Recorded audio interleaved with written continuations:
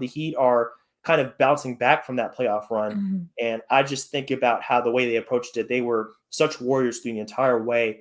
They came up short of their ultimate goal, very close to a finals berth, but we have to give them credit. They were one of the more expensive teams in the league last season. I look at their salaries. I mean, they were pretty close to the luxury tax.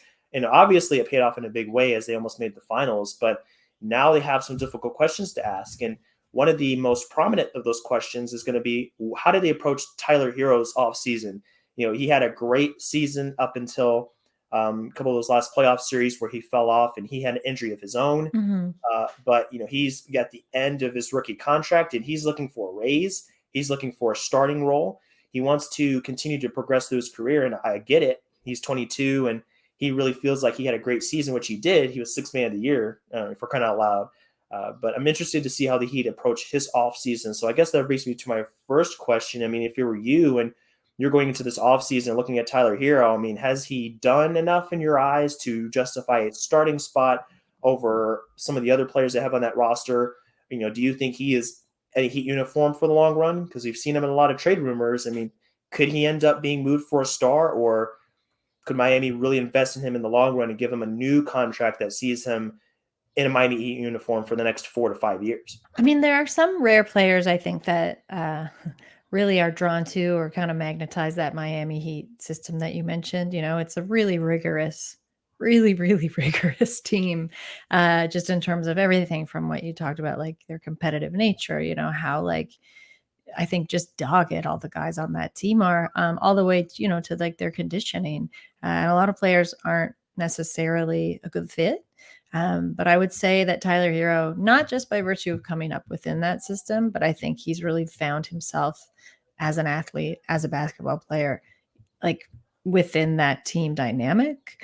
I think he got even better when Jimmy Butler got there, which is saying something. I think I remember like I had my concerns because at that time I think it was a little bit like, how serious? He's a rookie. He was a young guy, like he was living the South Beach lifestyle, but like, and I hate that kind of rhetoric of being like, how serious is someone? But for a little while, I'm like, I don't think he's that serious. I think he wants to like, maybe enjoy himself a little bit.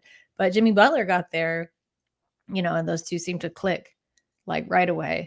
Jimmy Butler's got his like Tyler Tuesdays shout out that he does on IG all the time. And I feel like when Jimmy Butler really warms to someone, I think that's a rare kind of nod of affection. He doesn't have that with many guys in the league. So I think I could see the Heat wanting to hang on to him. I look around the league, especially this offseason, and some of the destinations that may have looked attractive to an athlete like Tyler Herro might not so much this offseason. I think of like maybe your big ticket marquee franchises like the Lakers.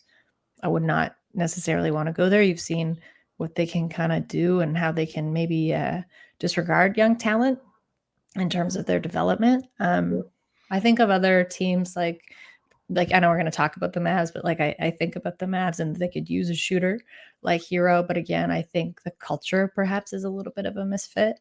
So I think it's one of those things that to me seems quite clear, but as you know, this is the NBA and nothing seems to ever be as it seems, especially in the off season. But I do feel like he's a great fit in Miami. My sense is that he wants to stay in Miami. That team was incredible. Like you touched on some of the injuries and they were all playing hurt and extremely hobbled. Like I'm also a Heat supporter. I'm a big Kyle Lowry fan. And just watching him kind of bust his ass and all those other guys kind of bust their butts to stay there, I was quite torn because it's like I wanted to see them advance, but I didn't want to see them advance to just get swept by the Warriors, right? Because they're not like they're where they're at right now, health wise, is just not at par with where the Warriors are, for example. So it's a bit bittersweet to see them out like that, but I think there's no reason why they can't come back improved next season without making honestly too many changes. The